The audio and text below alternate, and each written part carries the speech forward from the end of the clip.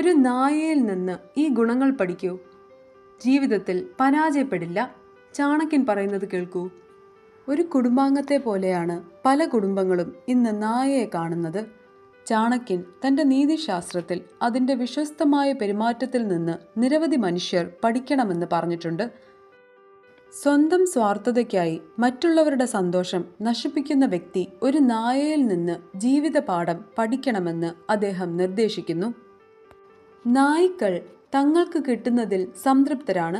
അവ വളരെ സന്തോഷത്തോടെ അവർക്ക് കിട്ടുന്ന ഭക്ഷണം കഴിക്കുന്നു.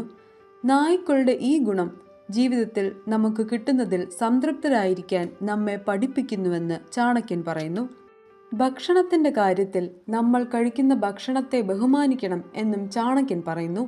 ഒരു നായയുടെ ഏറ്റവും പ്രത്യേകത ഒരു നായ ഗാഢനിദ്രയിലായിരിക്കുമ്പോൾ പോലും ഒരു ചെറിയ ശബ്ദം കേട്ടാലുടൻ അത് ഉണരും എന്നതാണ്. ഈ ഗുണം നമ്മെ നമ്മുടെ ജോലിയിൽ എപ്പോഴും ജാഗ്രതയും ശ്രദ്ധയും പുലർത്താൻ പഠിപ്പിക്കുന്നു. നമ്മൾ വിശ്രമിക്കുമ്പോൾ പോലും നമ്മുടെ ലക്ഷ്യങ്ങളും ഉത്തരവാദിത്തങ്ങളും മനസ്സിൽ സൂക്ഷിക്കണം. ജീവിതത്തിലെ ഏത് വെല്ലുവിളിക്കും തയ്യാറെടുക്കുക എന്നതാണ് വിജയത്തിൻ്റെ താക്കോൽ എന്ന് ചാണക്യൻ പറയുന്നു. നായ്ക്കൾ അവയുടെ ഉടമസ്ഥരോട് വളരെ വിശ്വസ്തരാണ്. അവയുടെ ഉടമസ്ഥരെ സംരക്ഷിക്കാൻ ജീവൻ പണയപ്പെടുത്തുന്നു.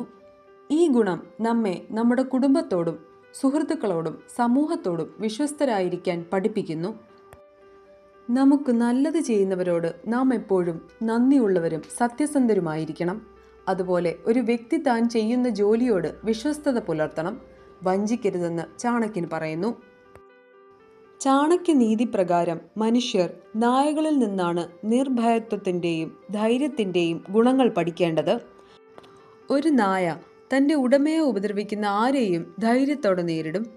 അത് തൻ്റെ ജീവൻ പണയപ്പെടുത്തി ഉടമയെ സംരക്ഷിക്കും. ഒരു വ്യക്തി എപ്പോഴും നിർഭയനായിരിക്കണം. അങ്ങനെ അയാൾക്ക് ബുദ്ധിമുട്ടുകളെ ധൈര്യത്തോടെ നേരിടാൻ കഴിയും.